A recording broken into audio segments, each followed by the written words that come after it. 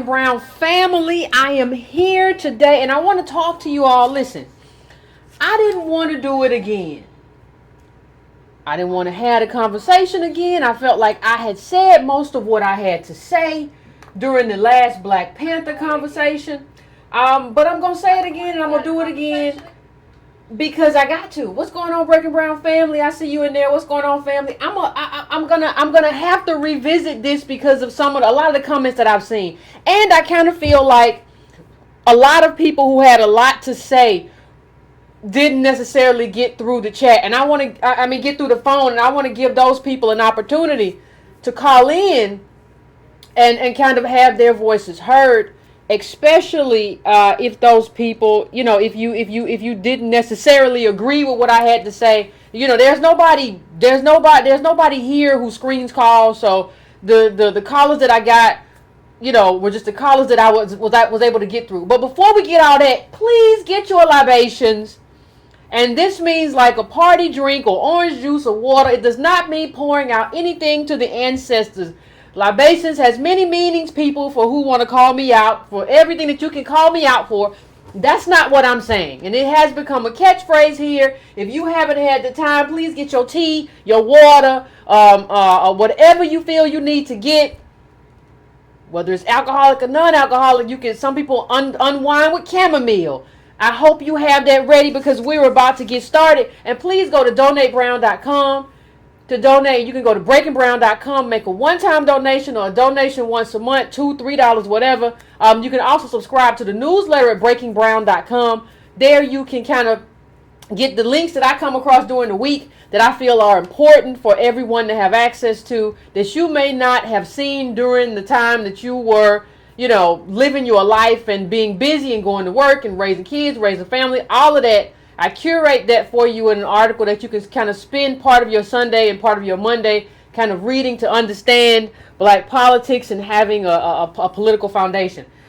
So there were some comments, there were some reactions, and what I am doing in this video, I am kind of, for lack of a better word, I want to react to some of that.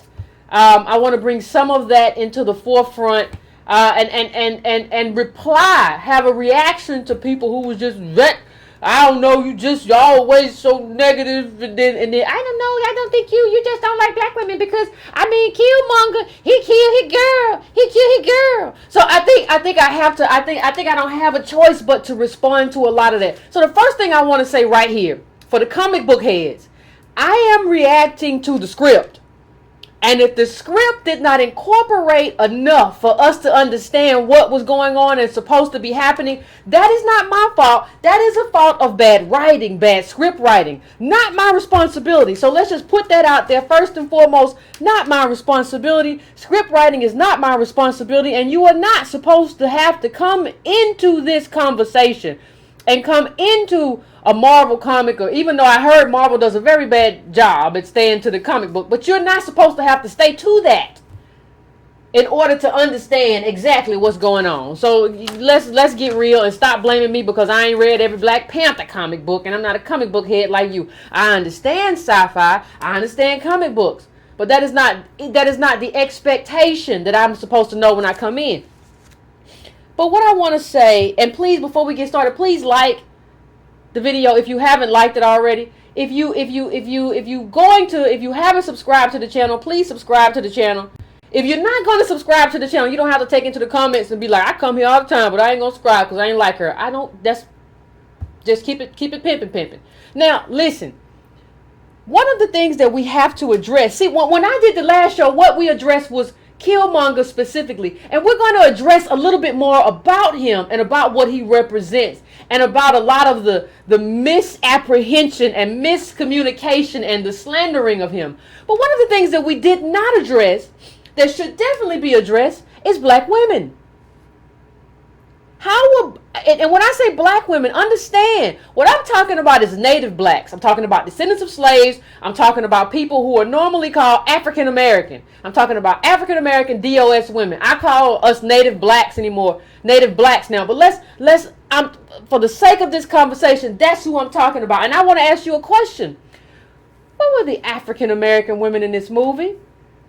And also, not only where were they, I want to ask another question. What did they represent? What was the role? What was the role of African American women in this movie? And I came across an article that makes a very good point, and it asks about Killmonger's mother. What was she? I mean, I'm just gonna make this a little bit bigger so that you can see and so that you can understand. But it says we know who Eric's dad is in Black Panther, but will we ever learn about his mother?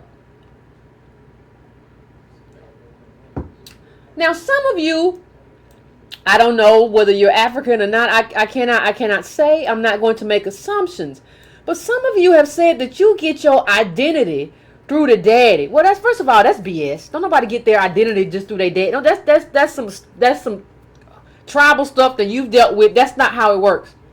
And we can only assume that his mother is African American. So what I'm asking you, when you ask yourself about the treatment of African American women, not Wakandan women, not African women, the treatment of African American women in this movie, tell me why the woman who raised in poverty, Eric Killmonger, and it says like he was left an orphan, and it doesn't really say how. The script was just all over this was just all over the place.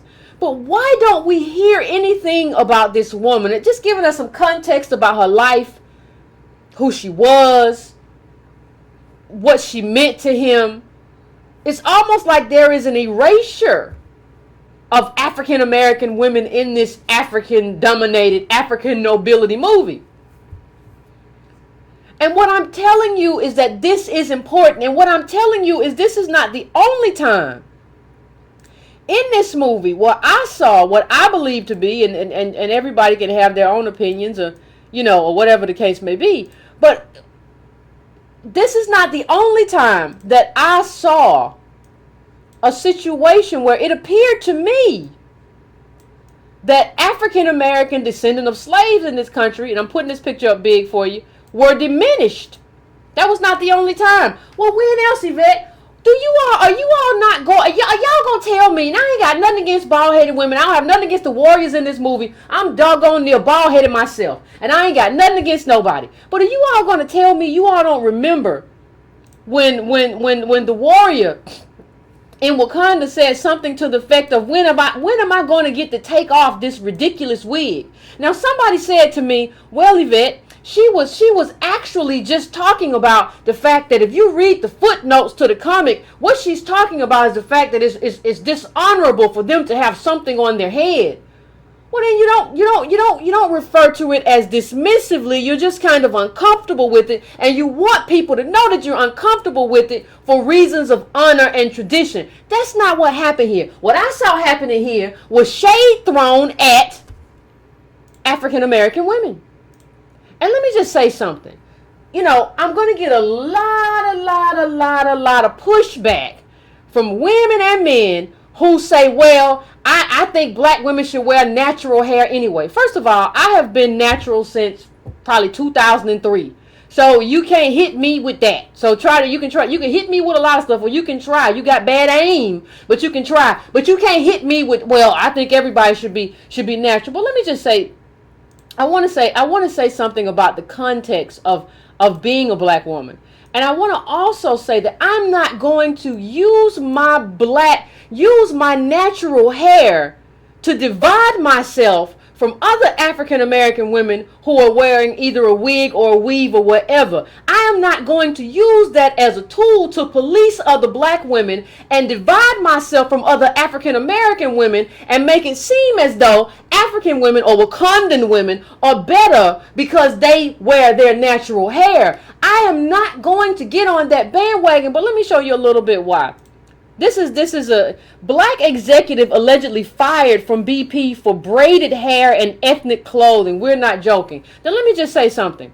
This is just one time. If you just Google black women filing lawsuits over their hair, or getting harassed in an airport because of their natural hair, you'll see that it happens a lot.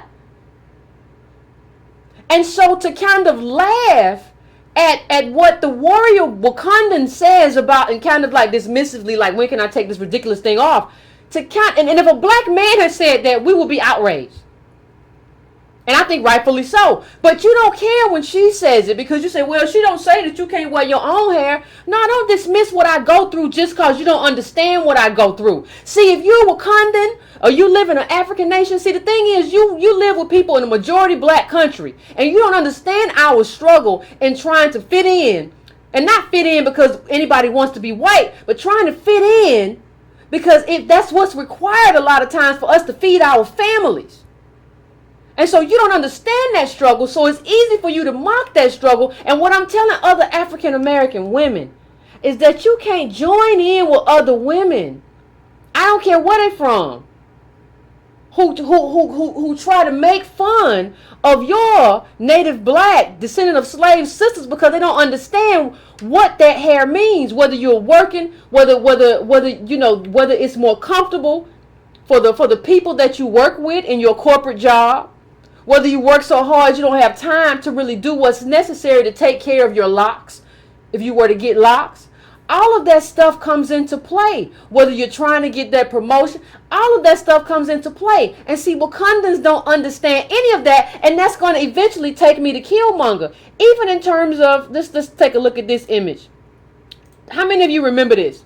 How many of you remember when the Army lifts ban on dreadlocks and black service women were very excited? How many of y'all remember that? I just want to know. Show of hands in the chat. How many of y'all remember that? Right? So this is this black hair thing is just like, first of all, you don't get to be a Wakandan who has not lived the life of an African American woman in this country, has not struggled the struggle, and just have that kind of dismissive thing. I heard that there was also a line in there about rap music, but I didn't pick up that one, so I'm not gonna bring it up. But and there's another part. I had a lot of people telling me that, and I'm just gonna address it piece by piece, that Eric Killmonger was horrible. Horrible. Because he killed his girlfriend and she was innocent. Well, I didn't know this, but when I read the article from, I think it was the Boston Review, it said that the girlfriend was supposed to be this comic character called, like, she's a villain or something called, like, Night Shadow or something like that. So, hold on a second. So, when you ask me, well, Yvette, I didn't know. I did not know that that's who that was. The reason you didn't know is because of basically bad writing. Bad writing is the reason that you didn't know. It's the reason that I didn't know. Right? But here's what I do know. You cannot be a black woman and want equality for black women and not want equality of responsibility. Hold on, let me say that again. You cannot say, I want equality, but you don't want equality of responsibility. Regardless of this character, regardless of Killmonger's girlfriend, Night Shadow, or whatever they call her, regardless of any of that, this woman, whether or not you remember it or not, if you watch Black Panther, she was in the museum heist. She is complicit in what she is doing. She knows what she signed up for. Let me tell you something. When I watch an action film, watched a lot of action movies in my life. I'm not the biggest. I like dramas more than action, but men get killed. At least like 5 men get killed within the first half hour. If somebody got a big gun, a machine gun, it's gonna be at least 20 men got killed, and nobody bats an eye. If a black man gets killed, especially like how Killmonger's girlfriend got killed, then you're probably going to say, well, he got what was coming to him. He shouldn't have got taken hostage by somebody with one arm. What I'm telling you is that Killmonger's girlfriend signed up for this. She knew what she was doing, and at the point to which she got taken hostage by the man with one arm, Killmonger understood that you are not more important than the mission. I have to get into Wakanda. This is about black liberation. No one person is more important than the revolution that I'm about to bring. So you got to go. And let me tell you something, black women. You can't want to be equal and say, I want equality. But then you get upset when you take a bullet in a movie.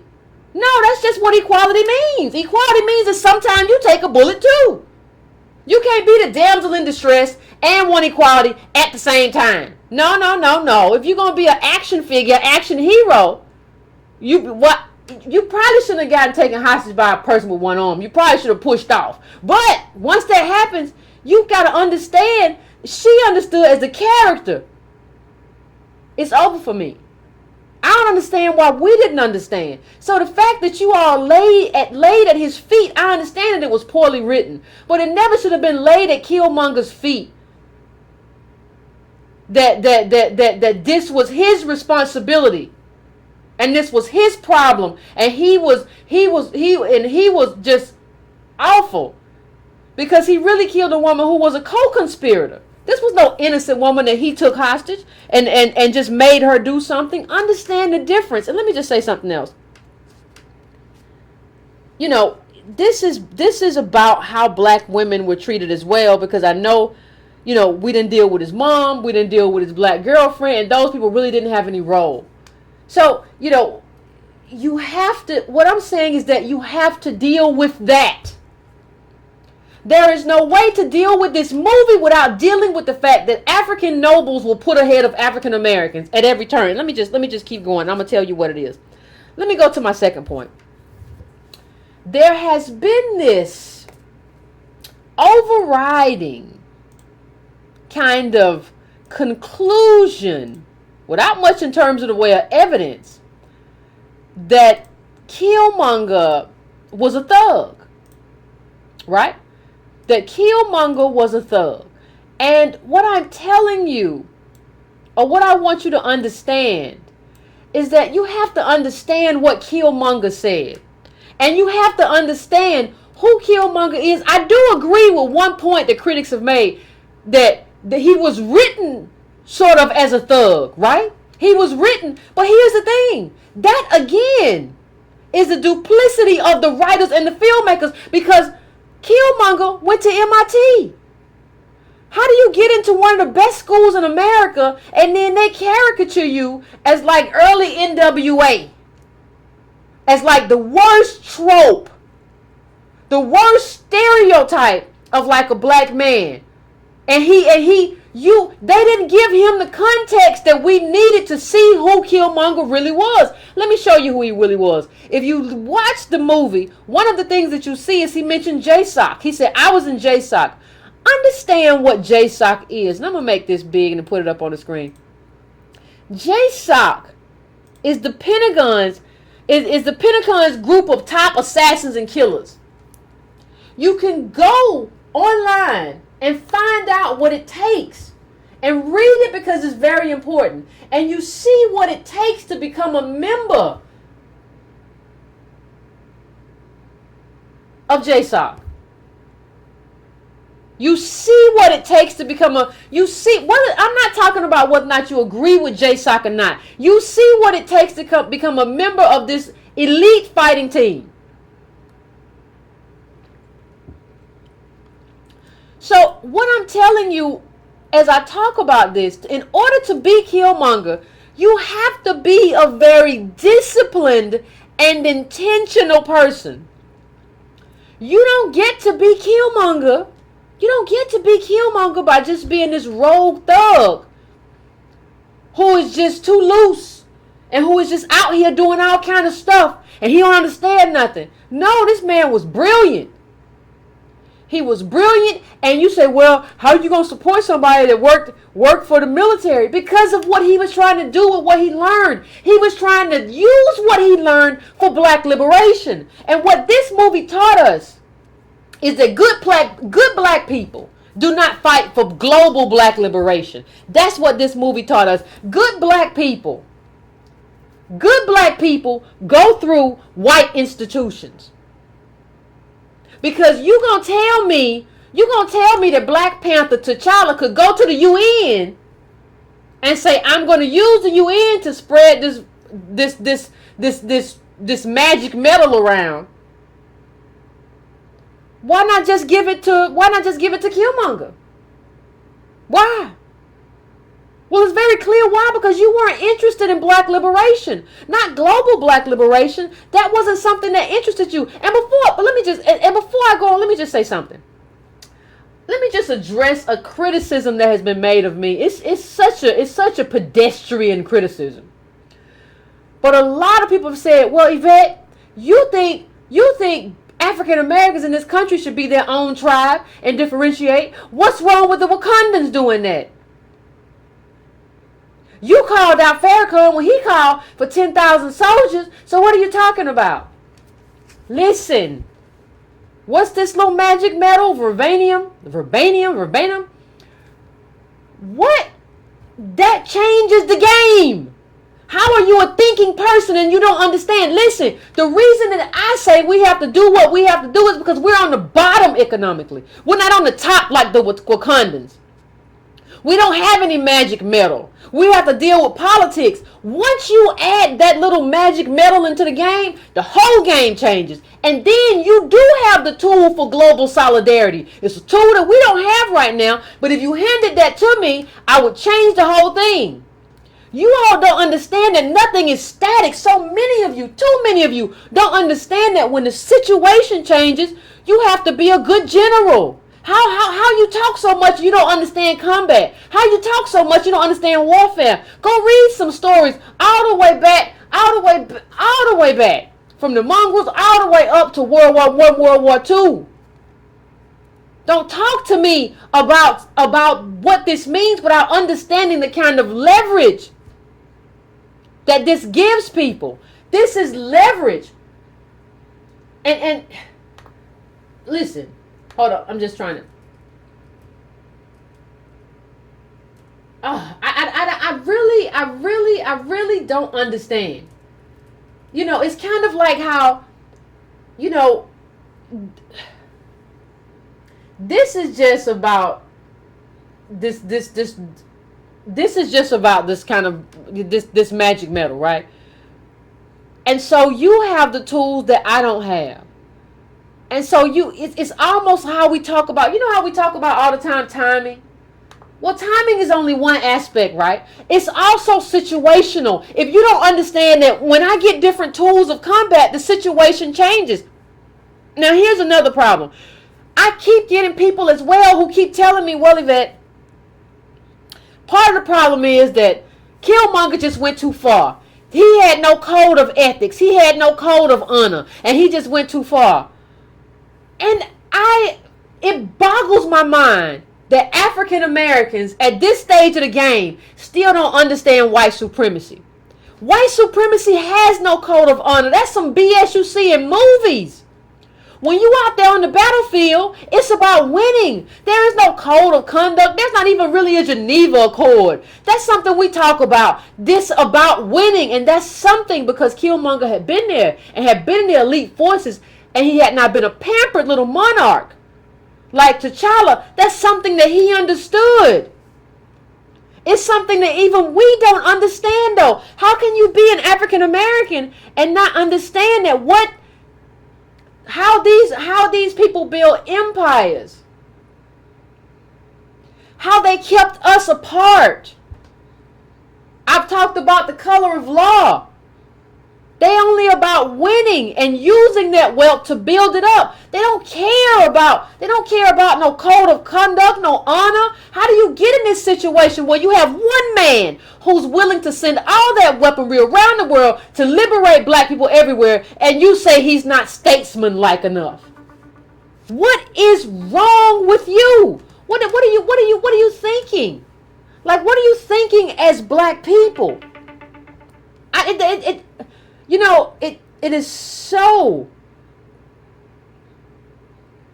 interesting. We don't even understand. Like, I don't even think that Black Panther T'Challa had was an actual king with a kingdom. He looked more like he was a tribe because he could get challenged so easily. It looked like this is what you do in tribes. That's not what you do in kingdoms. But one of the things that I say, and I say again, is that he cheated. Now, y'all want to say, some of y'all come in the comments and YouTube say, well, he didn't cheat. He never yielded. He never yielded. And he didn't, so he didn't cheat. He yielded when that elder intervened. Let me ask you a question. And you all can say, Yvette talking toxic black masculinity if you want to. Let me just ask you a question. If you take two black boys outside, they both got fathers, and people are watching over them, nobody's going to get hurt. And these two black boys are fighting. They going at it. And one black boy, his daddy comes in and stops the fight. And like, no, I got to get my son. I'm not going to do this. What do you say? Do you then say he won the fight? Do you then say, well, he gets another chance? No, you say, no, what y'all really say when nobody's listening is that was a punk move. That was a punk move. The daddy came in there and stopped the fight. That was a punk move just because he was getting beat up. He wouldn't let his boy get beat up. That's what you say. But when T'Challa does that, because his uncle or whatever comes in, he comes in because Killmonger's about to put that spear in him. That's why he comes in. And so at that point, you're yielding. And to then undermine Killmonger.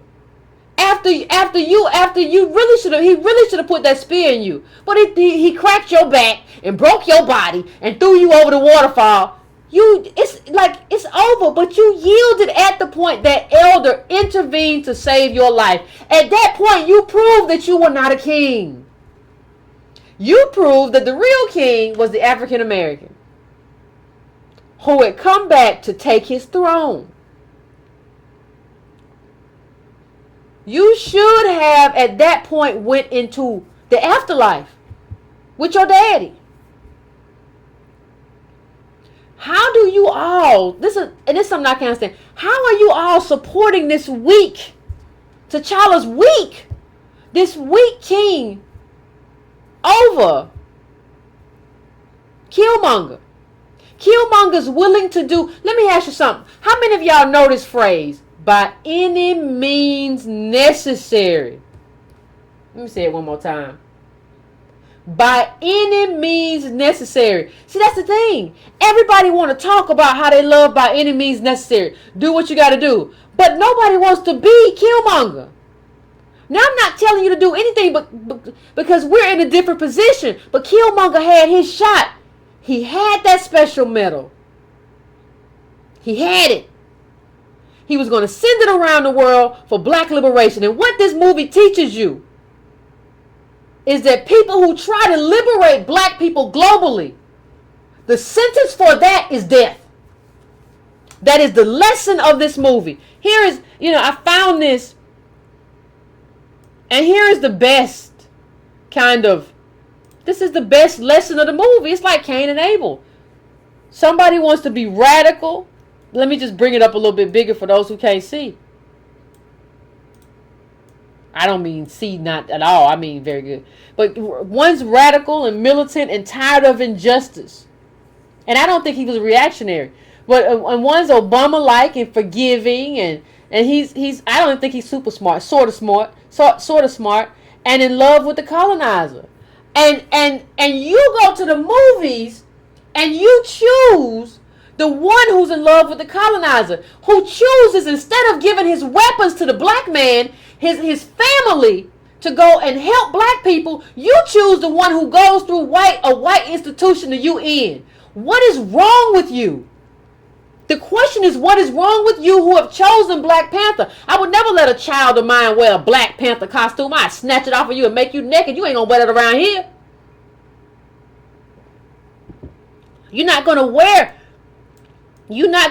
the outfit of someone who has the capability of liberating black people and chooses not to. You are never going to wear that outfit. You will never do it. Not in this house. And so, you have to understand how they wrote him, like I said, but you have to understand that even if you think of Killmonger as a thug, right? Even if you say, well, Yvette, I still think he's a thug. Understand that came from his lived experience in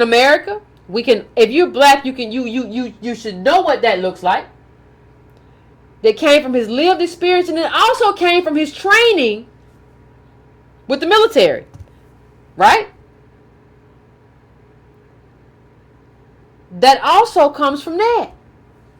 So what you have, so understand this, and I'm taking my time with this because I really want everybody to understand what I'm saying. I don't want to say it and it misses people.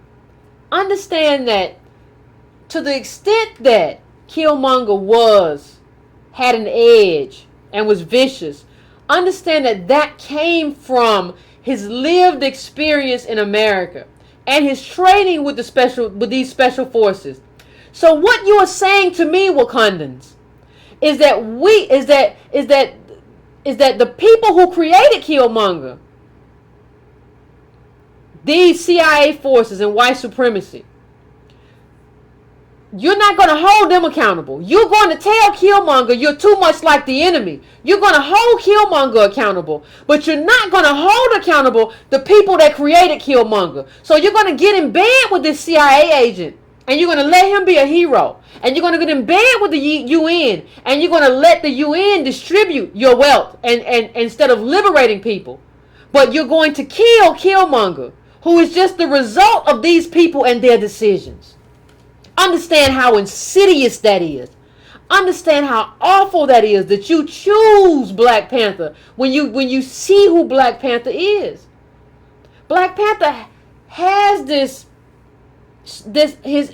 special medal, which means that he doesn't really have to go through the UN if he don't want to.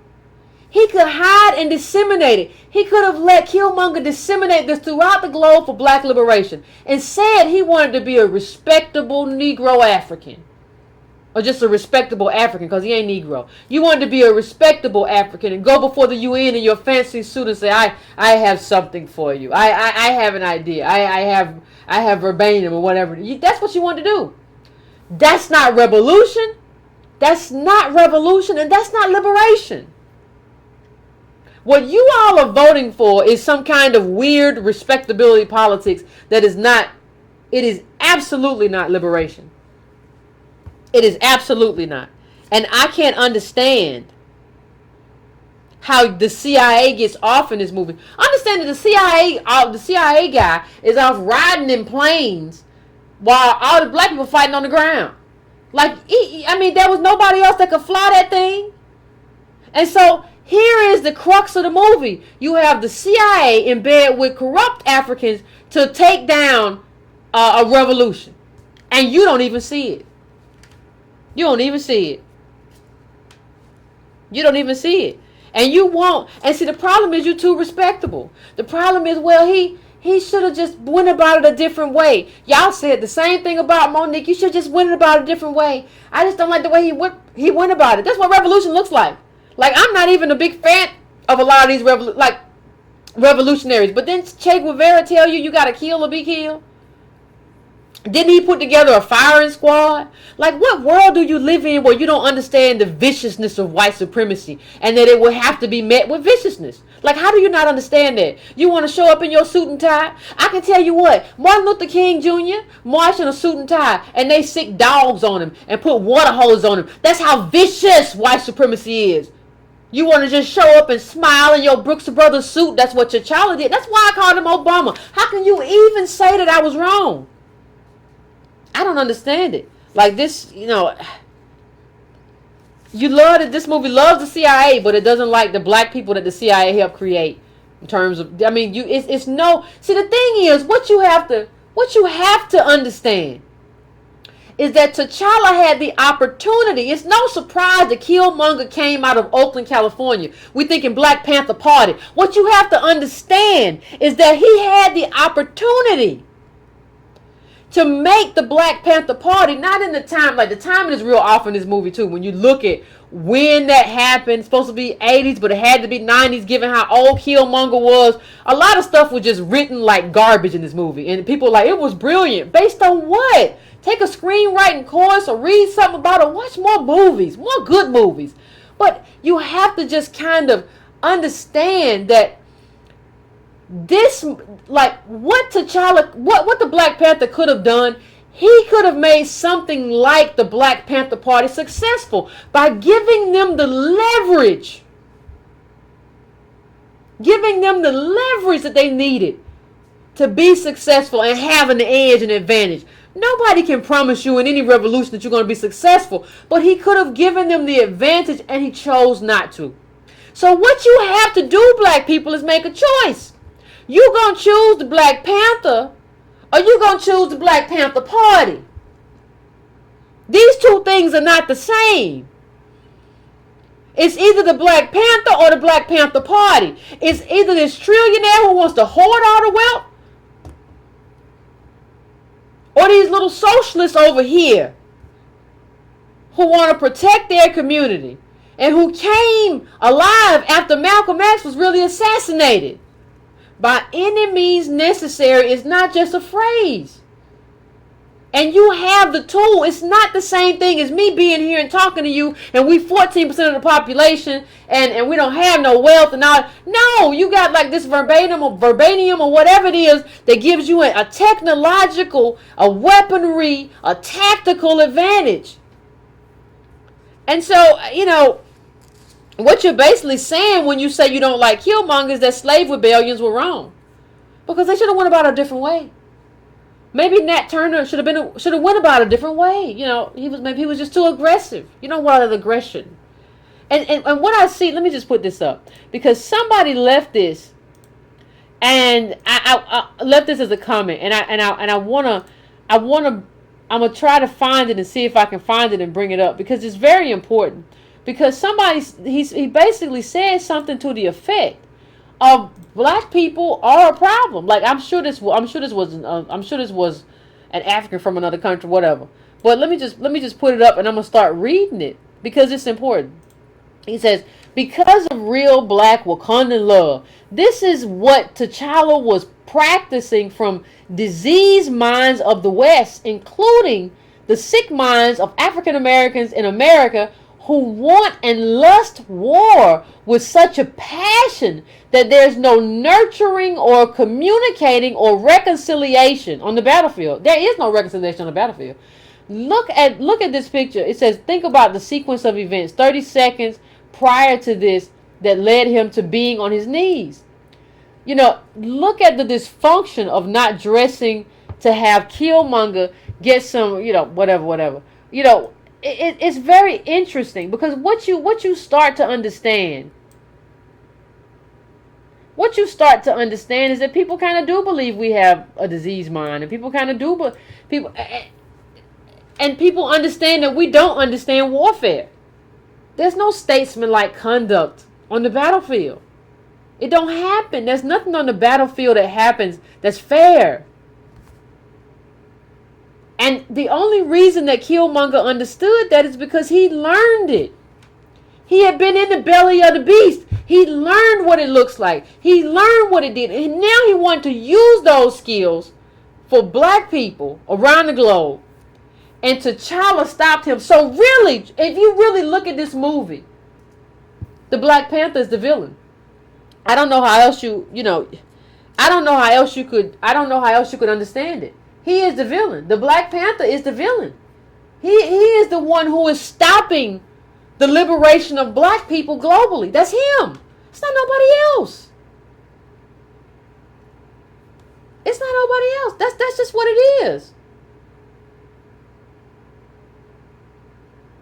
And the thing is, you got to understand that, like, once these people, because T'Challa doesn't understand white supremacy, because he hasn't lived our life, because he hasn't lived Killmonger's life, them people at the UN, once they find out that he got that little special medal, they gonna take it from him, because he ain't built for this life.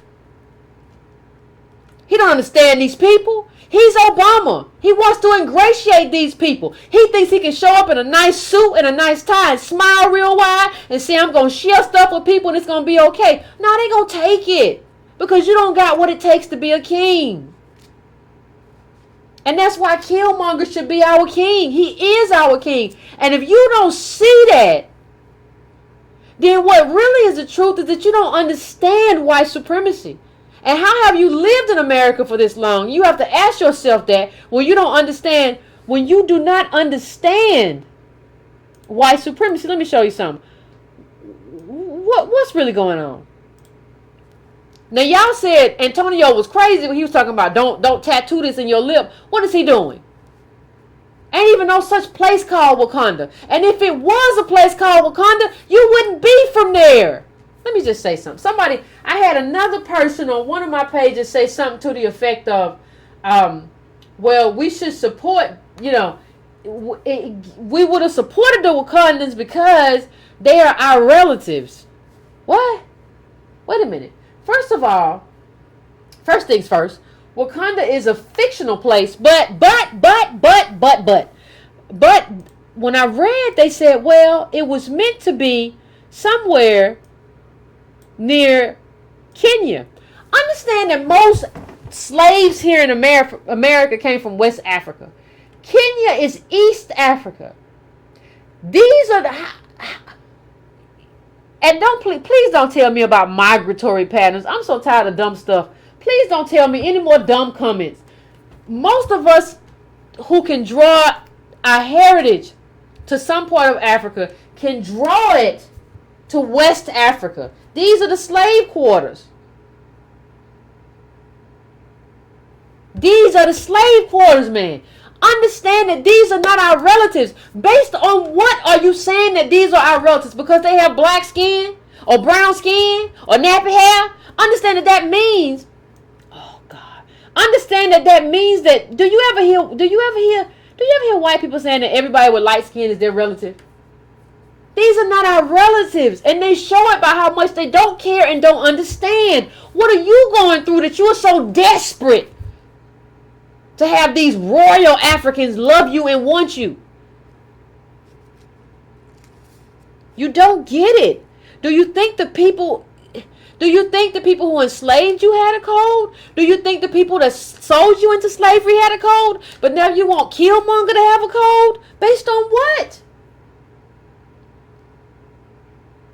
I want you to, while you're looking at the map, can you point Wakanda out for me? Point Wakanda out on the map. No, don't tell me. No, he got Wakanda tattooed in his lip. Let me just bring this little, I don't know what to describe the child as, but where is, can you tell me where Wakanda is? I want to know how to get there. He has it tattooed. It's got to be somewhere.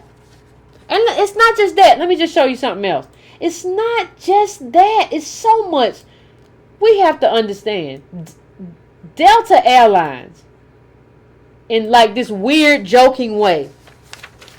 And let me make this bigger so y'all can see. They had this on their Twitter, social, a flight to Wakanda. And I want you to see what the woman says. I want you to look at what the woman says underneath that flight to Wakanda. She says, I can't wait. I need an upgrade from Soul Plane.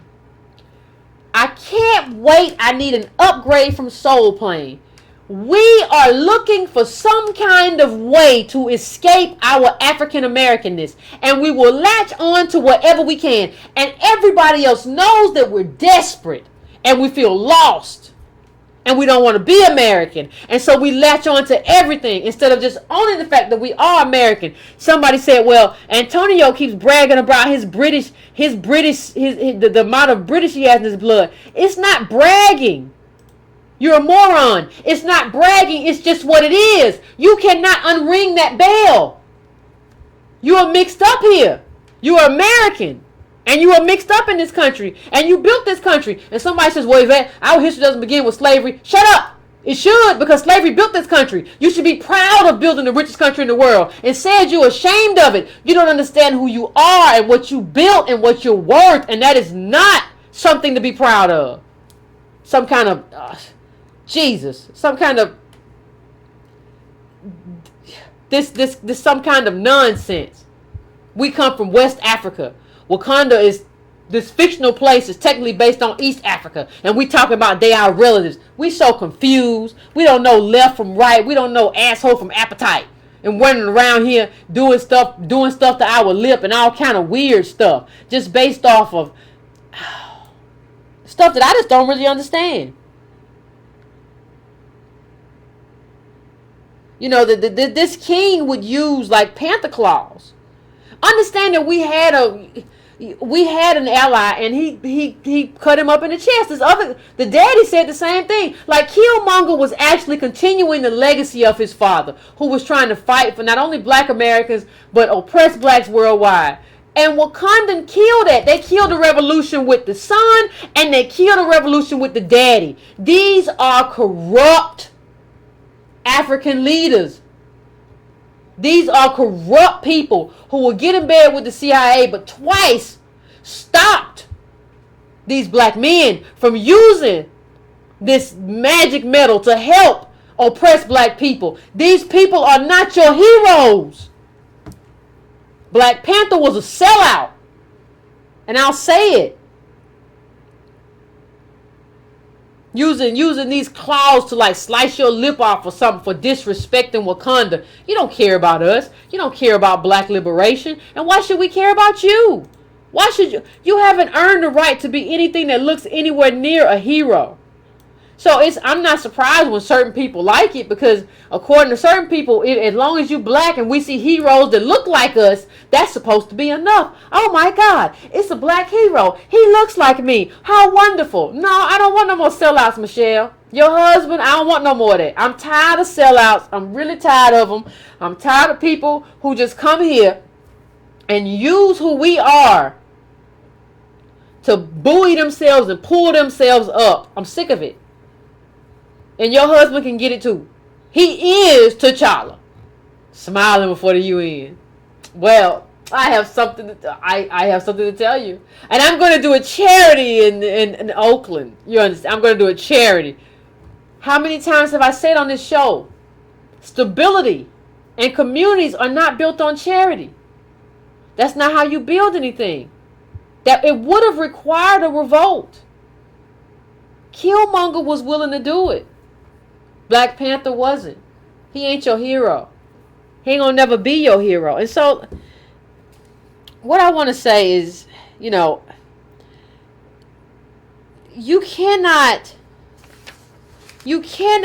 have to start making a choice. Like, and I say this all the time, and I don't know if people get it, but you gotta make a choice. But before I get to the choice, I don't even know if this is gonna be as successful as we talked about. Like, when you look at it, I had somebody tell me I was at Walmart and wasn't no Black Panther merchandise. Yeah, because they know we ain't got no money. The same thing is with concessions. I saw online today that there was a theater which was saying you can't bring no more big bags in here. Ain't no more big bags. Don't bring no more big bags in here, because what's happening is black people don't buy concessions. I understand that. When I saw Black Panther, I didn't buy anything either. But understand, Capital uses these kinds of movies as a funnel to something else. Like, it's supposed to be a funnel to get you to buy merchandise for years. So you view this as a success because of box office, but you don't understand how Capital considers things, how Capital frames things. For Capital, this is supposed to be, you know what it's supposed to be? I'll show you. This is what it's supposed to be. Disney can use their stuff to actually do this, not just right now, but for years. They can use this as a funnel to tap into money for consumers. That's not happening with us because we ain't got no money. We don't have it like that. So the second thing is, you have to understand who we are. And so while you're going around bragging to people about what we did and how we did it, you really don't understand who we are and how that plays into exactly what's happening. You don't get it. And that's the story of our lives. That's the story of our lives. We just don't understand. You could make a movie, you could make a book, you could make whatever you want to make about it. We don't get it. This is supposed to be a funnel, but we can't feel that funnel because America hasn't given to us what is given to white people to be a funnel to just buy, like Toy Story. There was another great article about Toy Story where people still buy Toy Story stuff. And Toy Story been gone for years. It's a funnel. We don't have what it takes to be a part of that funnel. So yeah, you get box office, but you don't get what's supposed to happen inside of the theater in terms of concessions, and the people who sell merchandise don't get what's supposed to happen inside of the stores. There's supposed to be a trickle down. So yeah, it's a success, but not as big of a success as you think it is, because you don't understand capital and you don't read capital in the first 21st century. You won't read anything I tell you to read. Some of you, at least 30% of you, will not do it. So you go around, yeah, they broke records, they did that. To a certain extent, but not to the level you think. You don't understand how capital operates. And so as I close out, before I go to the phones, I just want to say,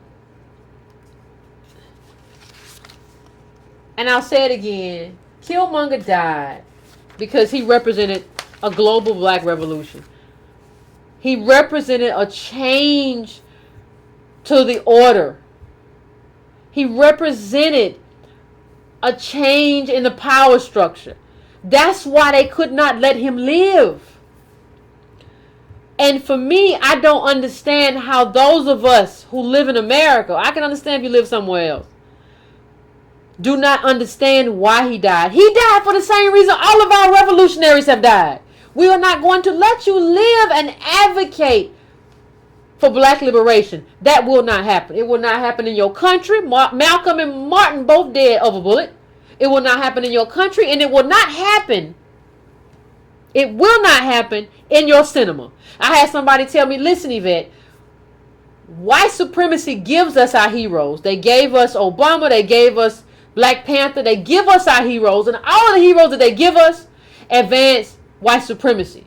And this is not the hero of the comic books. Understand, this is not us. And the people, these Wakandans do not understand us. They do not advocate for us. And they never cared about us. They are going through white institutions as opposed to revolution. How can you stand by and allow that to happen? Vibranium is supposed to be the leverage that gives us the edge to be free. And the person who stands in the way of that is Black Panther. He is not a hero. He is an operative. He is not a hero. He is a sellout. And he should not be the hero to your kid. But let me say one other thing before I say this. One other thing about this movie that's so striking to me, in a world of white domination, in a world where white people rule everything and still rule black people throughout the globe, the person that they choose to make the villain is the black American. So you're not going to make the villain the person. You're not even going to make Claude the villain, who was a Nazi or whatever. Like, you're not even going to make him the villain. In a world where white people dominate and created Killmonger, you still make Killmonger the villain.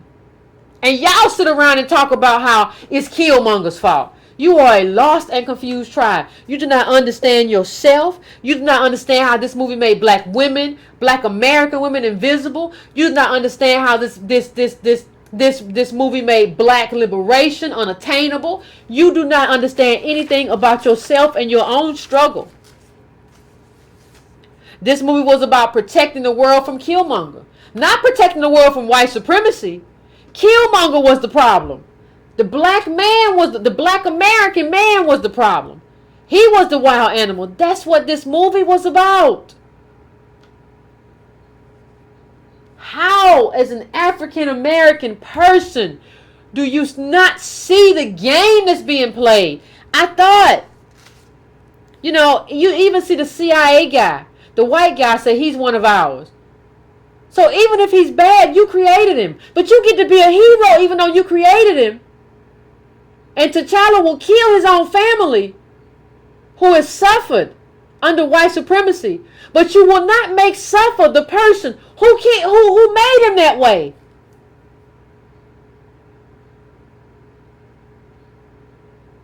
You have to understand that this movie is so damaging to African Americans and to black liberation globally. It's just a black respectability nonsense movie. I don't know how else you can, I don't know how else you can see it. You see, at a certain point, you see T'Challa kind of berate Killmonger for becoming like the enemy. But you love the enemy. The CIA operative, you love him. You made him a hero.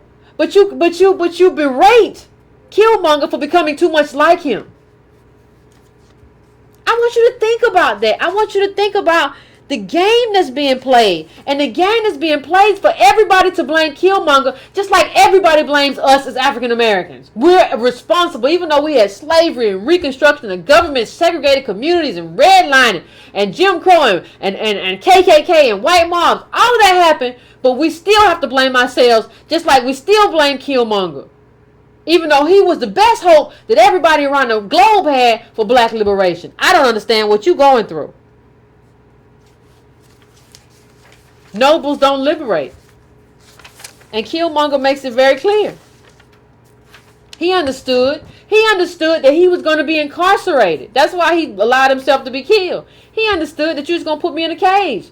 He understood that Americans put me in a cage. That's what America does to black men. And you know different. What he was telling T'Challa is that you just gonna put me in a cage just like black people. I understand that you're no different, and I would rather die at the bottom of the ocean with my forefathers and foremothers. That's what I'd rather do. Because you gonna put me in the cage just like white people, because you are white people. Wakandans are white people in blackface. And white supremacy in blackface. Not white people. White supremacy in blackface. Wakandans are white supremacy in blackface. And it boggles my mind that nobody can see that. There's no vindication. There's a white man flying. There's no... I just don't understand it. So, what I want to do... it's about that time. I'm going to go to calls. I'm going to, as always, take a quick break. If the music too loud, turn it down. Can you please just turn it down? And understand something before I go to break. You're in your own country. This was an American movie. And don't tell me it was an African movie. Movies are not based on where they're set. We've had many American movies based in Vietnam, based in China. It's still an American movie. This movie exalted Africans as Wakandans and tried to make us into wild animals. And that's your hero.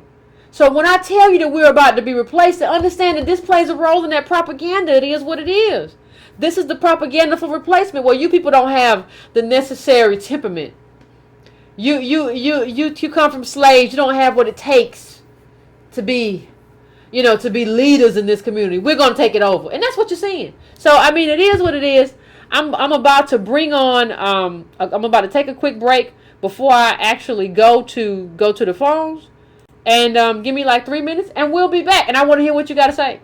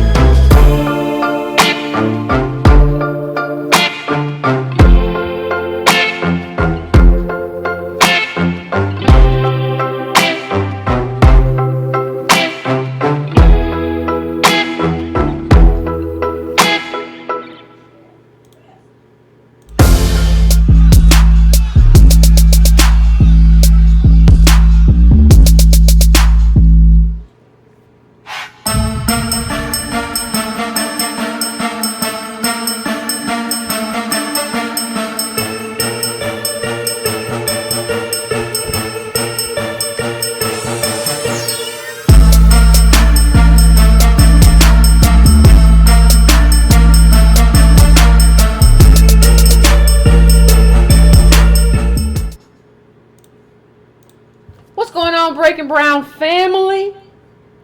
I think I'm about ready to go to the calls. I know y'all have a lot to say. I know you have a lot to say. So I'm going to go to the first call right now. 424, I'm coming to you. 424, what's your name? Where you calling from? Let's keep it concise, people. I want to get a lot of calls in today. Oh, wow. First call. Jason from LA. What's going on, Jason? How you doing? I'm doing great. Pretty good. What's going on? What's on your mind? So like you, I was appalled at finding the black man being the villain. Like, as soon as then I thought it was going to be the little spy, one-armed guy, too. I was like, maybe it's going to be him or the CIA guy. And I'm just like, wait a minute, the black guy's a villain? Like, I just left the movie, like, I don't even know what to think about it. I mean, I think I know what to think about it, though. I think I pretty much understand what happened. For me, I understand what happened. And I saw all the messages in it and what's going, but, to kind of go into, what we're talking about, and in the Facebook all day, I had an issue with the people not getting the whole transfer of power and them thinking that it was like, oh, he shouldn't have choked the elder, and it's just like, we all know this is how it goes in Revolution. It goes down. Like I don't understand it either. Like, people don't understand it. Like, in Revolution, it goes down. There are no rules in Revolution. Like, what are you talking about? Well, there are rules to war. No, they're not. That's the stuff they lie to you and tell you in movies. There are no rules. These people have never read a book about a revolutionary from a revolutionary standpoint. Obviously. Right. So, I agree with you, Colin. Okay, yeah, thanks. So I appreciate you calling in. No, I appreciate it, but I mean, I agree. Like, what are you talking about? What are you saying? Like, you obviously don't understand. Like, you don't have to be a part of a revolution to understand what happens in a revolution. We've seen that all the time. You can read. You don't have to like any of these people. You don't have to like Che Guevara, any of these people. But just like read them in their own words. And some of them aren't actually likable people. Like, you think all these people are likable because some of these revolutionaries are not likable people. That's kind of sometimes what makes them successful. Like, you don't know enough to know that. You think everybody's supposed to be shiny and cute. And just like, well, he just didn't go about it the right way. There ain't no right way. You just win or you lose.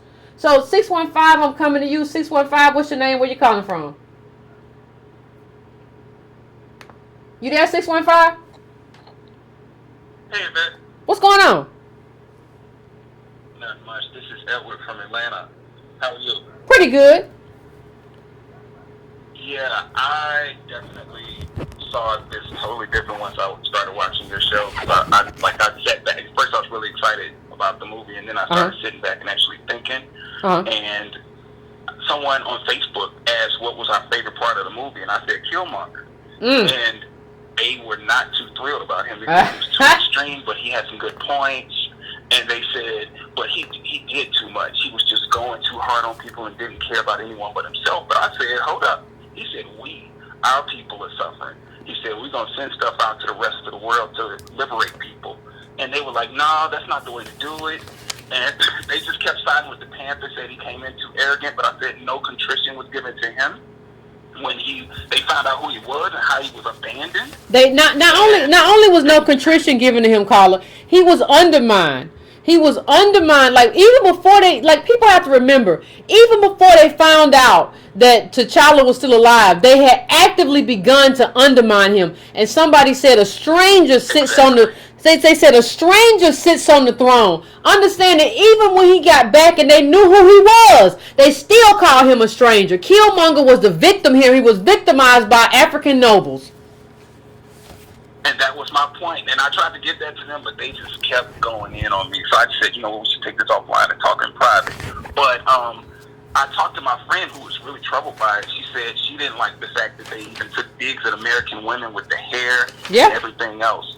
And it was just like she said she just felt some kind of way and she didn't want to dampen people's vibe about it. But she said they were downing black people and elevating the African people. And she just didn't like that look. They did.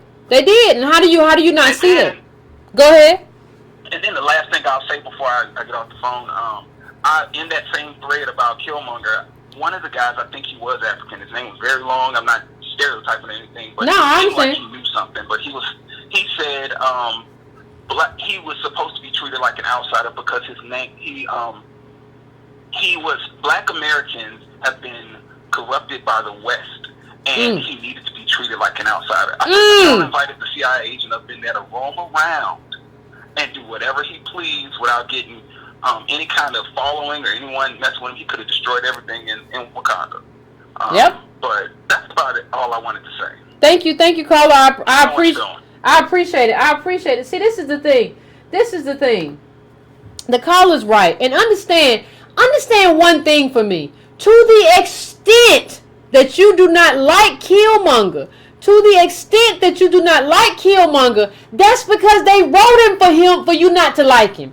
Understand that they could have wrote a story where Killmonger and T'Challa got together for Black Revolution or whatever. Understand that they wrote him to be the villain. They wrote him to not be this MIT JSOC, this guy. They wrote him not to be the brilliant guy that Killmonger really is. They tried to write him into this thug. And you have to ask yourself about the writers of this and what they tried to do with this awful BS script where with all of this, with all of the world, we look around all of the world and we see exactly the destruction and we see who's causing it. But you make a Black American man the thug and the danger. You have to understand that this movie is just pure propaganda. That's all it is. I'm going to the next caller. 313, I'm coming to you. 313, what's your name? Where you calling from? 313-213. 313-213, I'm coming to you. Hello? Hey, what's up, Yvette? This is Nate from Detroit. What's going on, Nate? Hey, what's up, Yvette? This is Nate from Detroit. What's going on? Hey, listen, I want to start this off by saying our stories are still being told by our oppressors, even though this is a fictional story. And honestly, Killmonger, in my opinion, was an angel. Because if it hadn't been a nigga like me, I'd have leveled Wakanda first. I know, right? Why you want to save it? Because they was the biggest problem. Get them out of here! Movie. Yeah. What'd you say? No, I said, no, I want to say, like, you said you would have leveled Wakanda. Somebody, and people be like, long live Wakanda. Why? Wakanda ain't never did nothing for us. Wakanda didn't do nothing. And when our person, they wouldn't even accept basically the lineage of this man when he came back and tried to really take his throne, even though he was the strongest one. Like I said on the other show when he said, "Is this your king?" I would have been like, "He ain't my king." I don't know. Y'all seen that man? I ain't never seen him before. What's his name? T'Challa? I don't know him because he broke him. Like he was the king. Like so, I don't think people understand. But go ahead, Kyle. I'm sorry, I didn't mean to interrupt you. No, listen, you call them class enemies. You are very diplomatic, Yvette. I call them coons. The whole Wakanda village was a damn cool city. Running around everywhere. I mean, if we really look at it and take something from it, we're gonna have to take care of our class enemies first. I mean, that's just how it is. We're gonna have to neutralize these people because they are a big problem. I wrote some stuff down. I wanted to kind of get to some of this stuff. I really think this movie is a gauge. I don't think we're really paying attention. I think it's a gauge to see where we're at. I mean, because going back to Obama, where like a weather vane, the housing issue that we had, where he bailed out the banks, but he made sure that black people didn't get most of their homes back.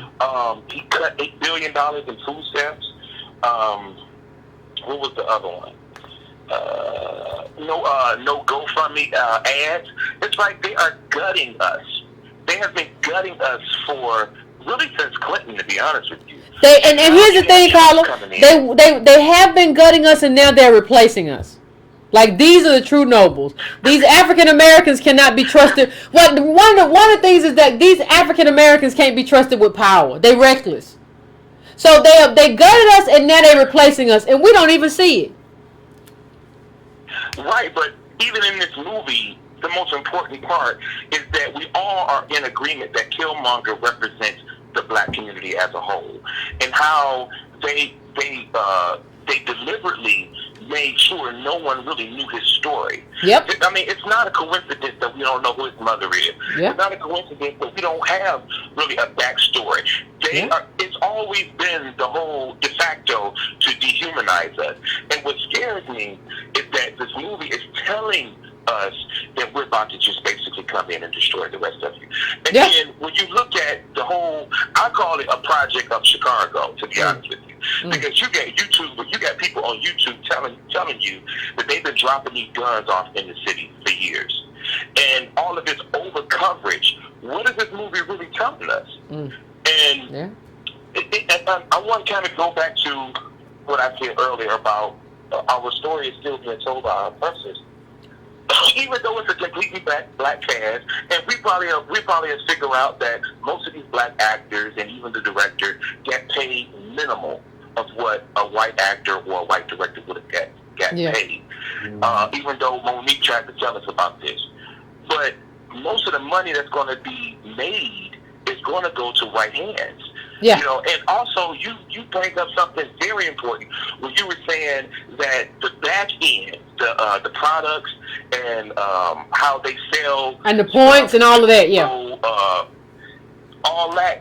So what that tells me, because they did not push for that side of this movie, is that they know exactly who we are and how we're situated. Yeah. And that should disturb us. Yeah, they take advantage. Start thinking a little bit better here and stop trying to figure things out in this mind frame from our oppressors.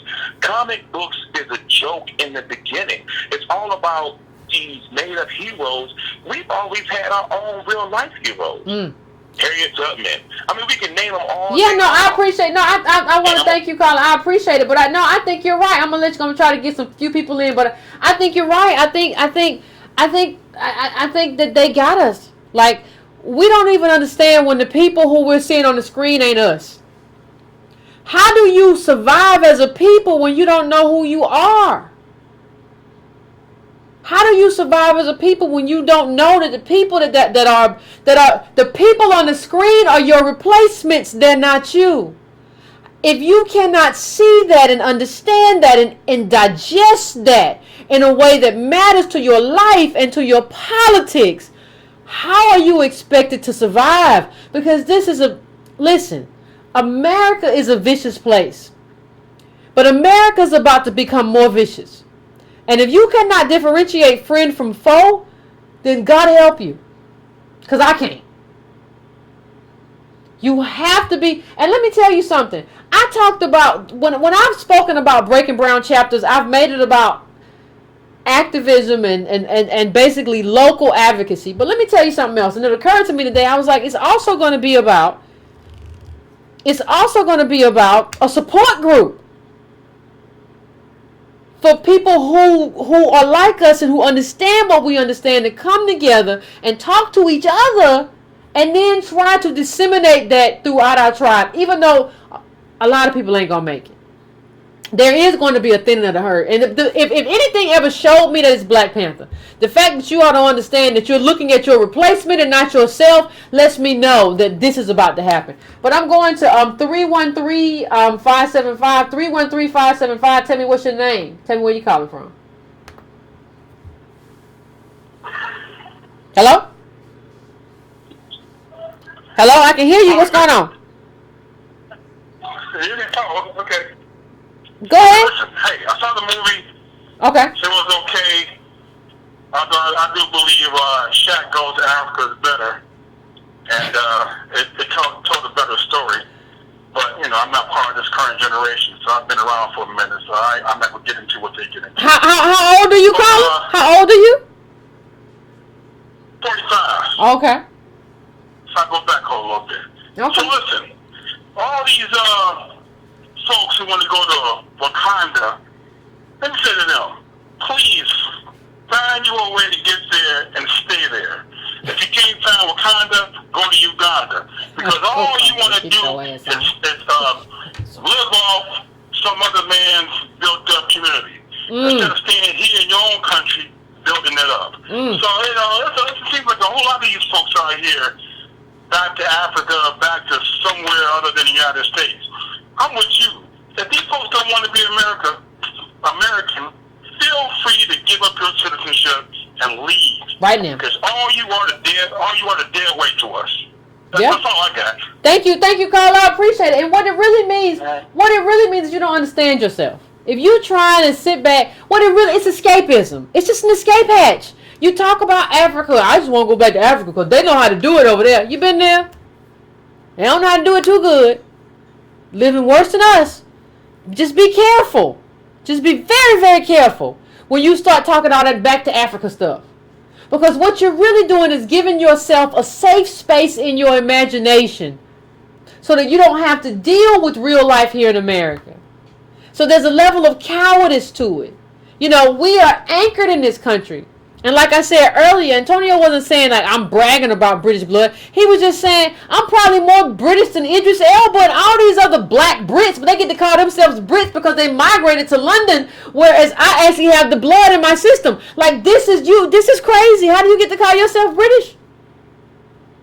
And you can't unring that bell. Black people want to be African. I'm Wakandan. I'm African. No, you're not. You cannot unring that bell. What happened to us happened to us. Whether you are a descendant of a person of an African slave who was raped by a slave owner, or whether you're a descendant of, and this happened too, a black person who married a poor white person or a poor immigrant. You can't unring that bell. You ain't African. You ain't Wakandan, and you shouldn't be trying to wanna be. Like anchor yourself here.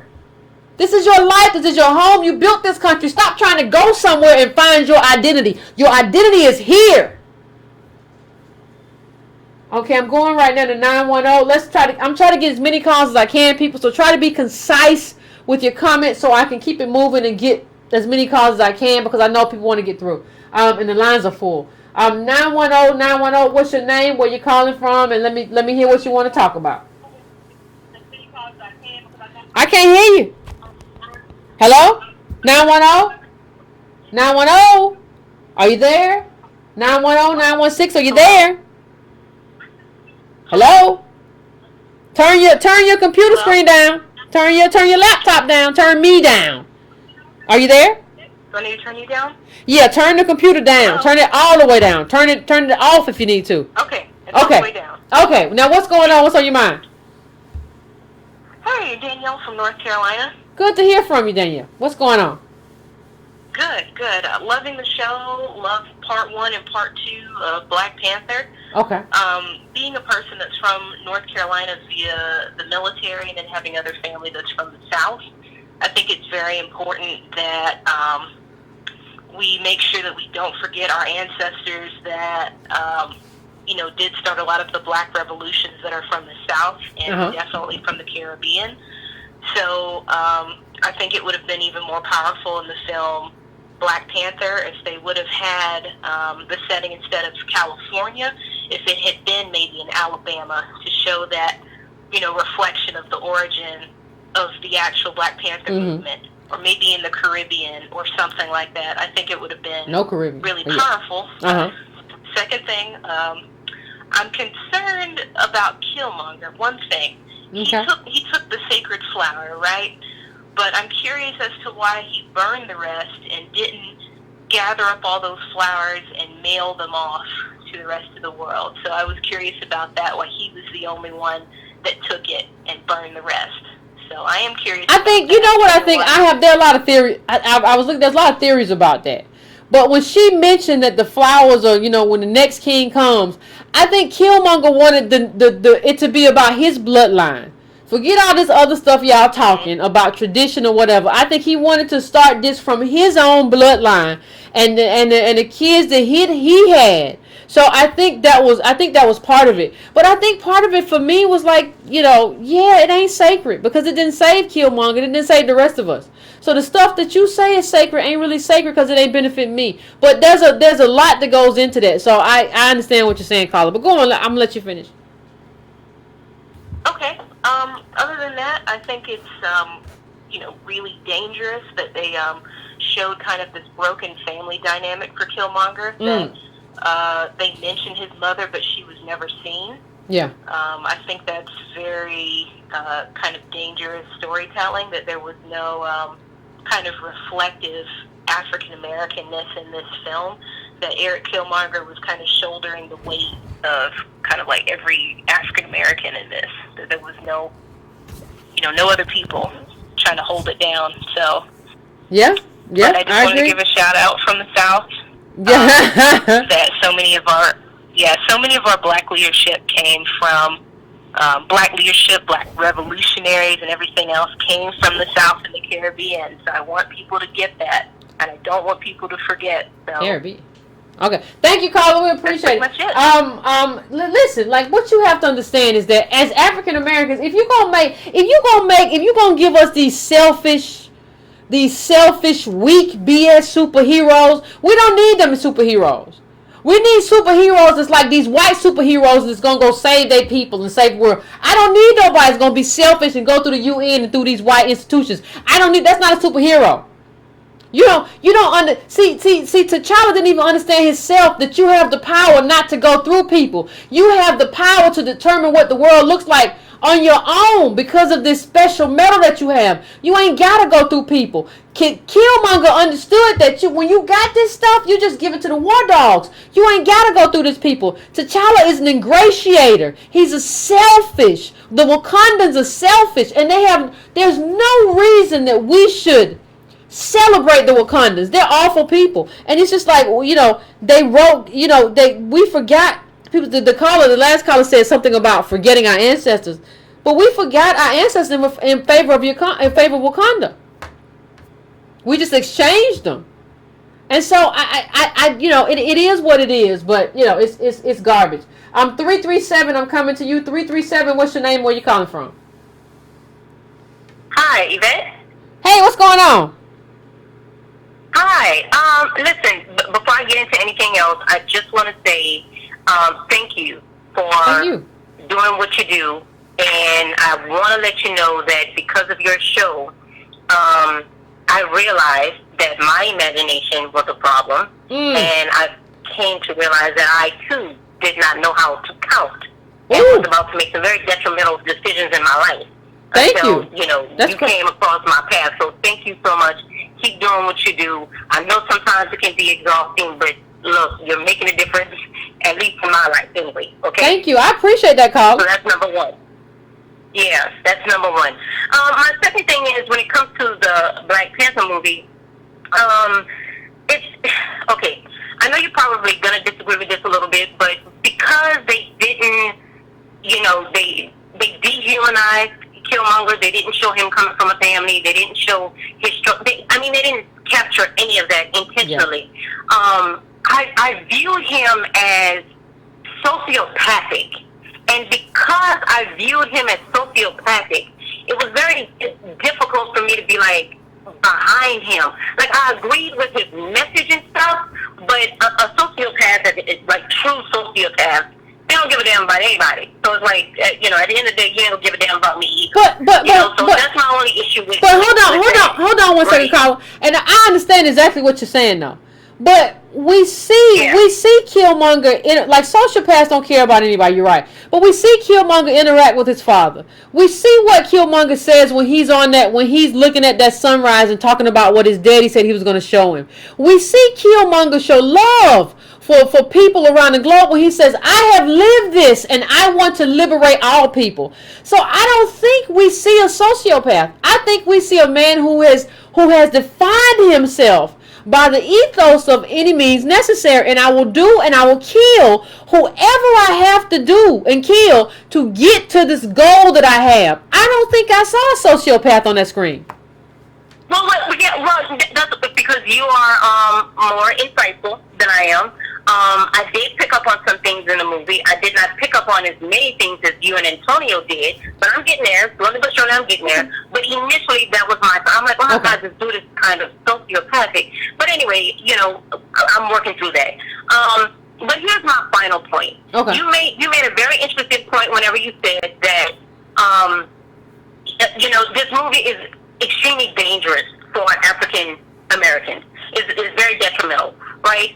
So my question to you is, because we're so desperate for positive imagery of us and things of that nature, what can we do?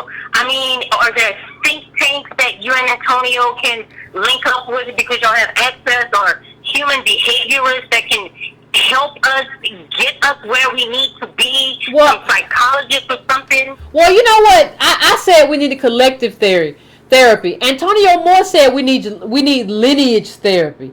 And I think that is a more appropriate description of what we need as a community. We need therapy because we not only don't know who we are at a position where we want to escape who we are in favor of whoever. And so I think we do need that. Now, how that happens, one of the things, and I mentioned this earlier, I said the Breaking Brown, if we can do the Breaking Brown chapter, is going to be about people getting together really and just like having a support group. I mean, I know that we're not drug addicts, but that's what this next phase of life is going to look like. And you know, I wish, like, that's why people say we're never gonna get reparations. If I could get reparations, I would make therapy a part of that. I would want to help pick the therapist, because we need individual and group therapists to help us through why we don't understand it, why we don't value ourselves, why we elevate other people in other communities and over ourselves. You know, there is so much going on in the African American psyche. And there's nothing, like, as an individual I can do about it. Only thing I can do is maybe get us together in groups in different states so that we can do advocacy and do political advocacy, and also have a support group so we don't feel like we crazy. Because everybody's going around like, dude, Wakanda's the stuff. You don't get it. No, I get it. You don't get it. And so it's hard to live within that life. And I understand. I've heard that from a lot of people in the Breaking Brown family. She really enjoyed this movie. She was like, oh, we're so united and this and that and everything else. And I told her, I said, look, this was very entertaining, yes. I said, but I didn't see me up there. I said, they elevated Africans. I said, I did not see African Americans represented wonderfully and beautifully in the other than the villain. You saw the villain as an African American. How does that make you feel? It made me feel like garbage.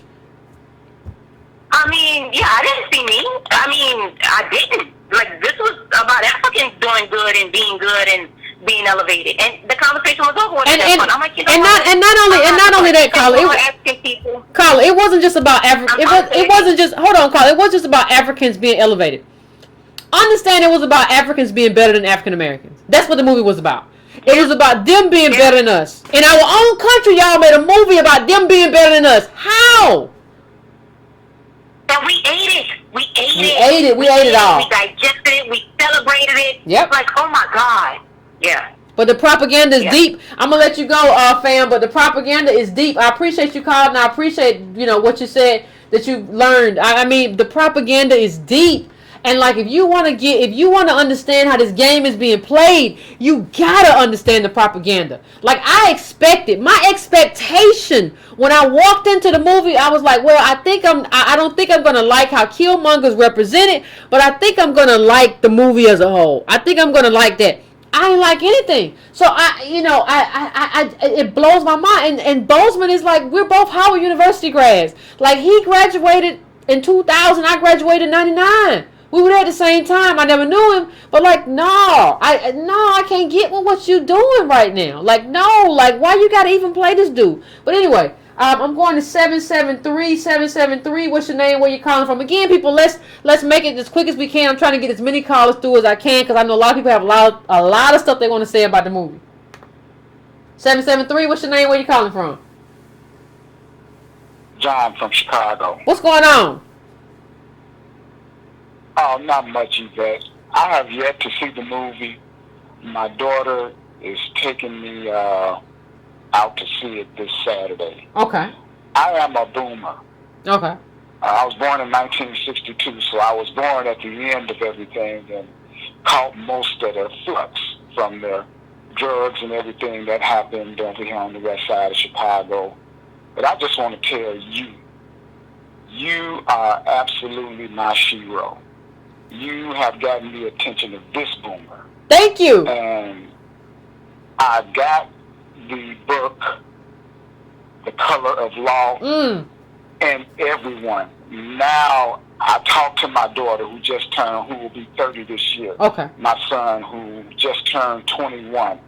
And I have told them, politics, politics. We have to get our politics together, because I'm 55, and what I'm starting to realize is that, you know what, I have a pension, 2 of them as a matter of fact, that I don't think are going to be there when I'm ready to retire. Not very excited about the possibility of Social Security.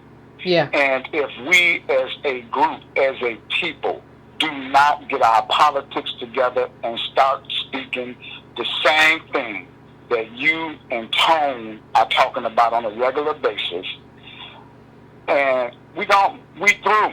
Yes, it's over. It's going to be over. You're right. It's constantly shedding. Yeah. The window is shedding. Yeah. It's damn near shed closed. And I just so much appreciate it because you guys have opened my eyes. Thank you. You say this one saying, and I can never forget the first word.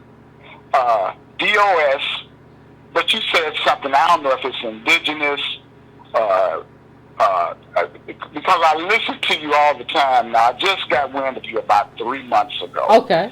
And I got wind of you by listening to Tone Talks. And one night I'm in the house and I'm channel surfing, YouTube surfing, and there's Tone talking about by the 2053, the income of blacks will be 0.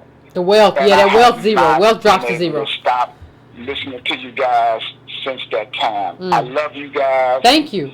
There's a guy, Dr. Claude Anderson, with his history and the things that you guys talk about, because most of these older people, boomers, and I'm a boomer myself, garbage.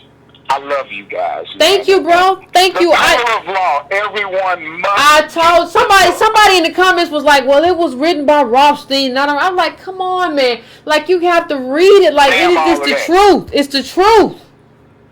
It's the truth. Absolutely. The color of law is the truth. If that is not our way to reparations, we got to be the craziest people in the world. Yeah, we got to be. We got to be. That book lays it all out. No transference of wealth as a result of what happened then.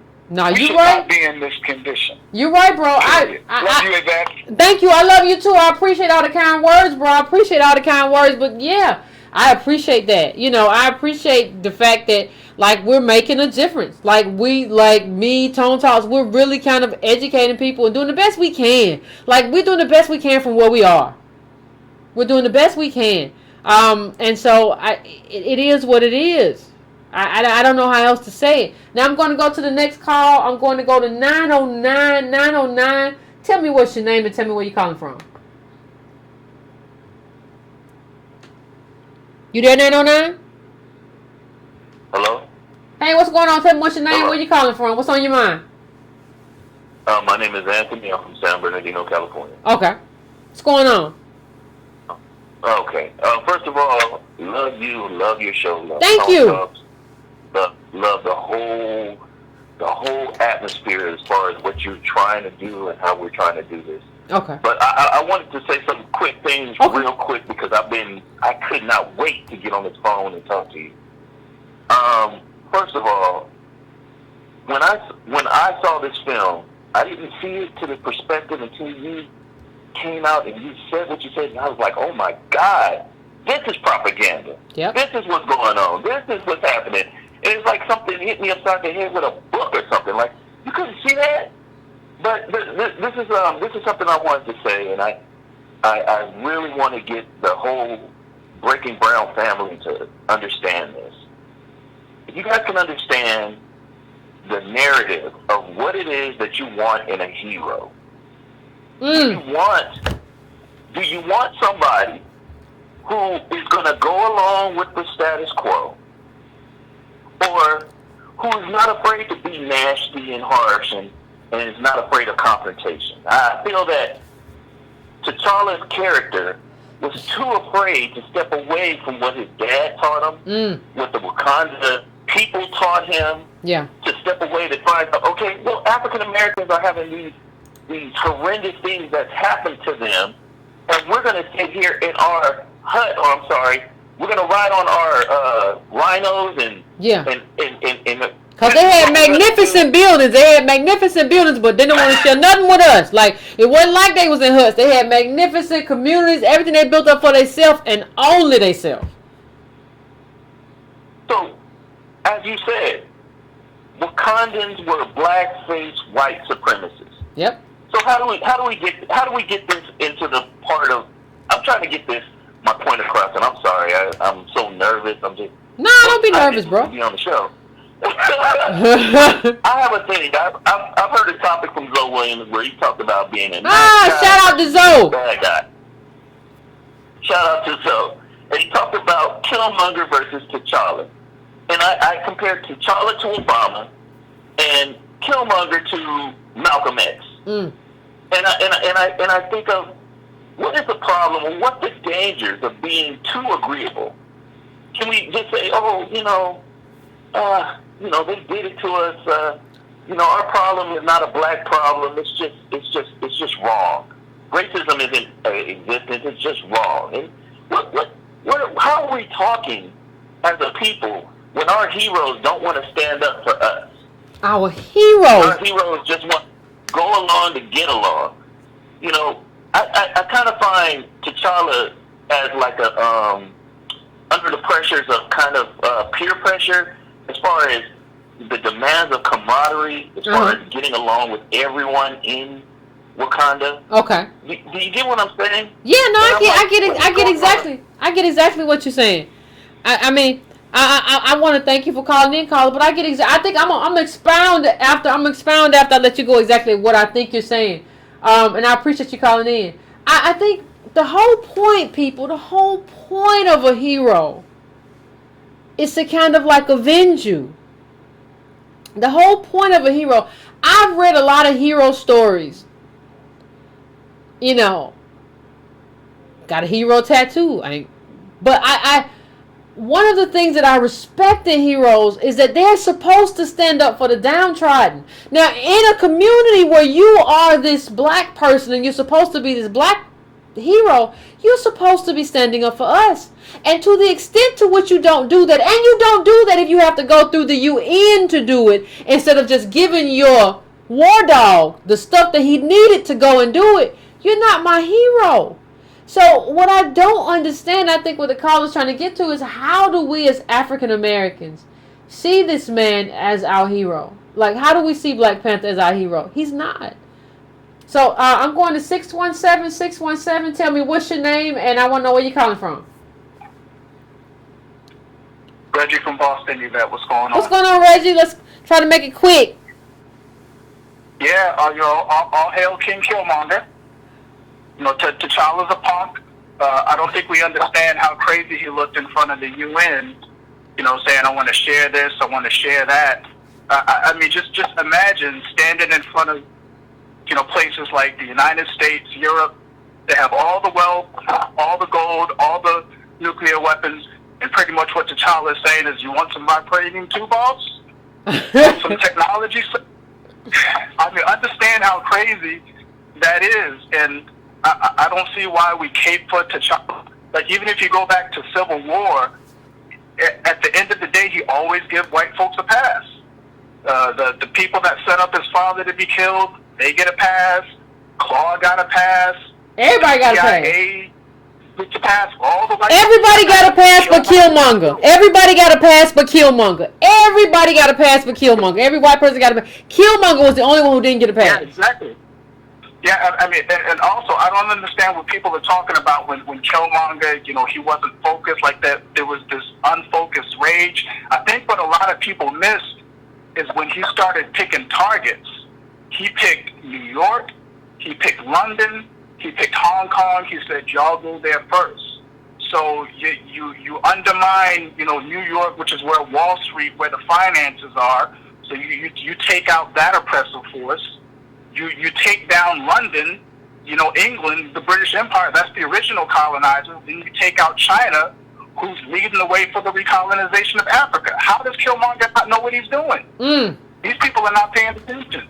And I think just the last point, I think it's really a problem, just kind of the way people are trying to twist this into agenda politic. They're like, oh, Killmonger is going after black women, and this is representative of black men wanting to set up, their own black patriarch or whatever. I think people need to understand that regardless of your identity, and this is what black people really need to understand, I don't care what your identity is.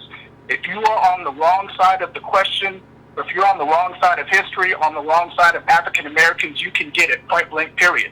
And that's what happened to that elder. Is that not what happened to that elder? Listen, he was already being undermined. You don't get to tell me that you ain't going to burn these leaves. If I say burn these leaves, you burn these leaves, old lady. Yeah, the elder was on the wrong side of the question. The female generals on the wrong and side. Hold on, Reggie. Let me ask this to people. Where were these elders when he was living in poverty? Like, these are the same elders who decided to hoard their precious metal that could be used to rescue us. They decided not to help. She don't get a pass. That elder got blood on her hands. Exactly. And what else I found interesting is that, when T'Challa is telling Killmonger, oh, you're just like your enemies. Now, understand how hypocritical that sounds. When you sitting on $1 trillion and all the wealth, you're hoarding the wealth from your people, because I didn't see, the people on the ground running around in the buildings and the technology that he was running around in. He's hoarding the wealth, and he's also hoarding the wealth from the rest of the diaspora. Yep. He's calcified the wealth in the way that the white folks never did in America, but you're just like them. Yep. I think it's bananas the way that we're caping for them. I mean, it's off the chain. It's ridiculous. It's ridiculous, Reggie. I'm gonna let you go, but it's ridiculous. What we're basically doing is caping for an African elite. And given what we have experienced as African Americans, like, none of this makes any sense.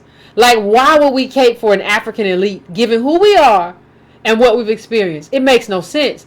I'm going to go to 860. 860, I'm coming to you. What's your name and where you're calling from?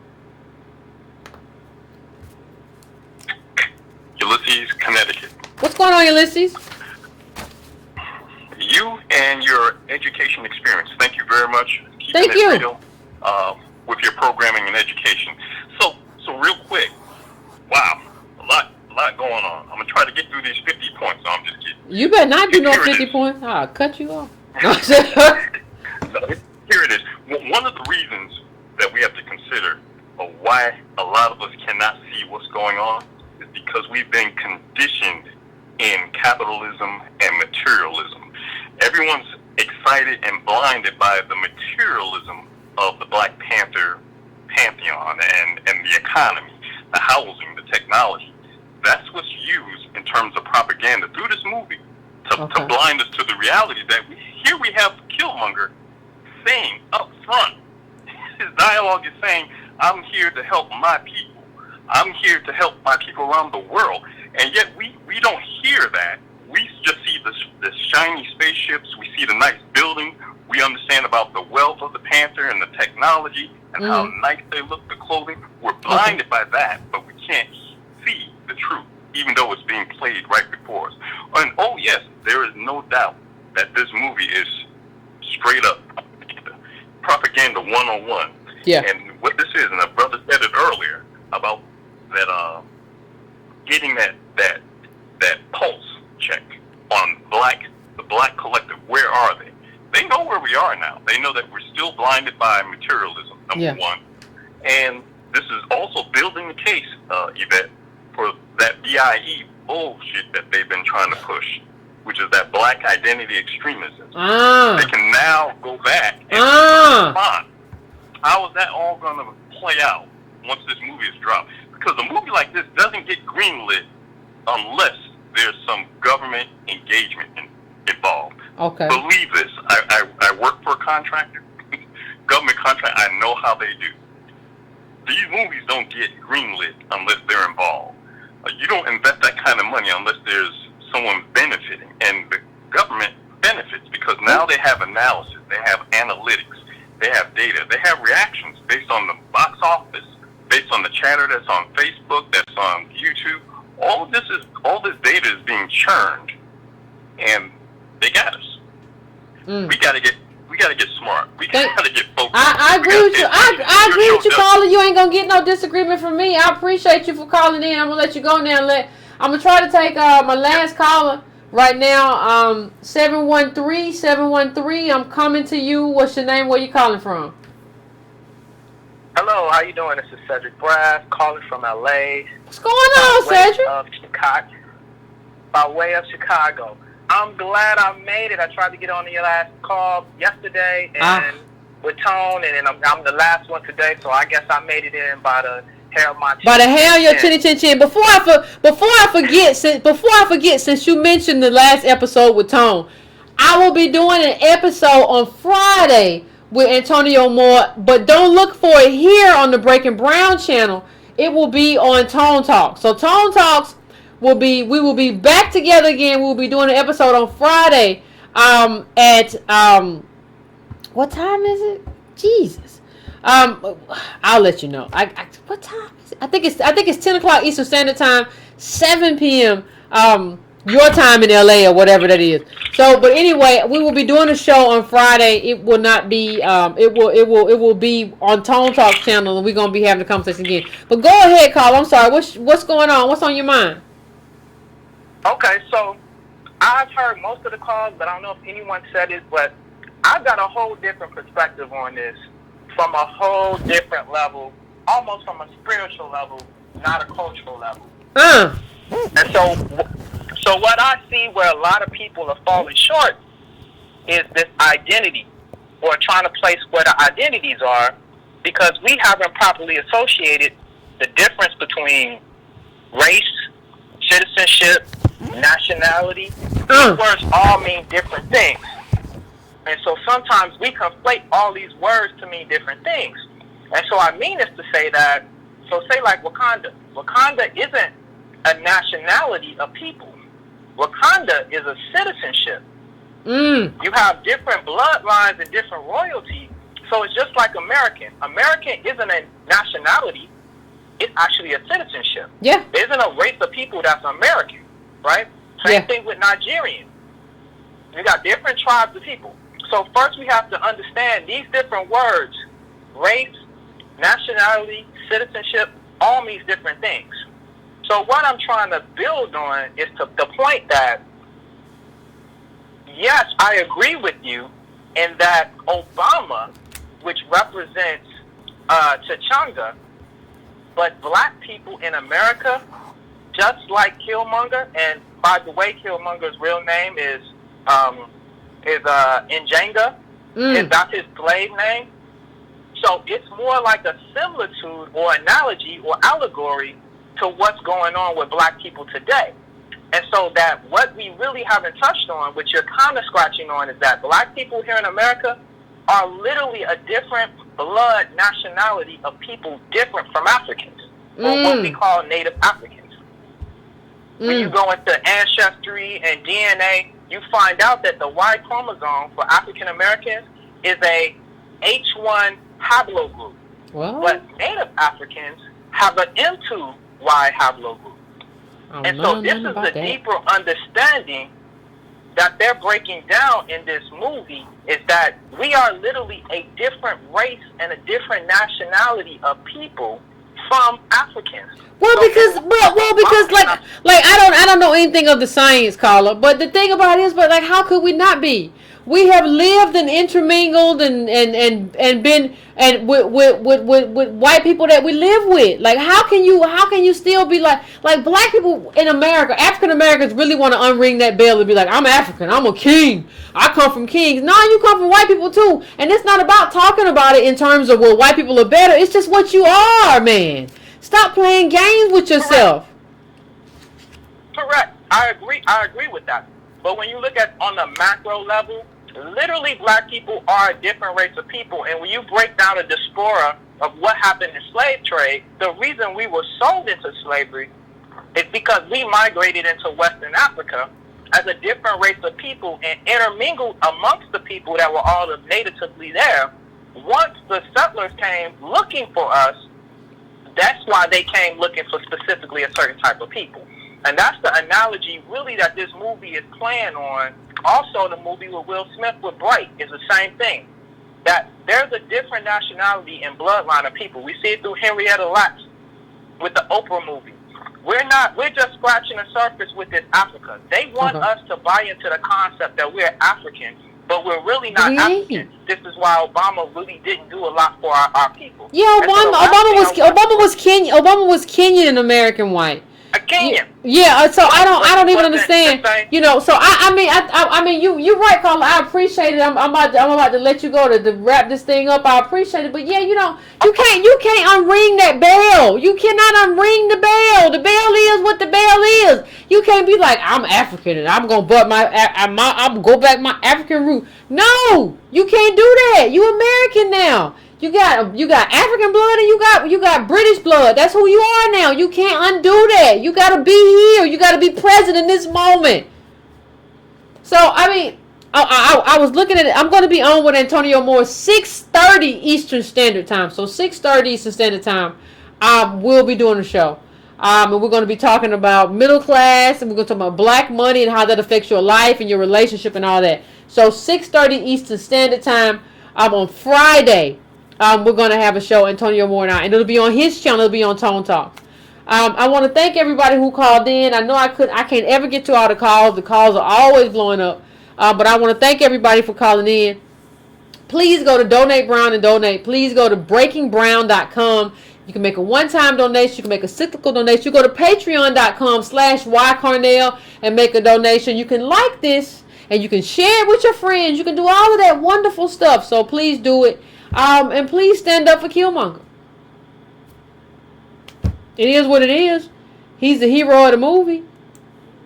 So, I mean, I appreciate everything, everyone. Go to donatebrown.com. I appreciate everything. And I think this is a conversation. This is a teachable moment, like they say, for us to understand what propaganda looks like.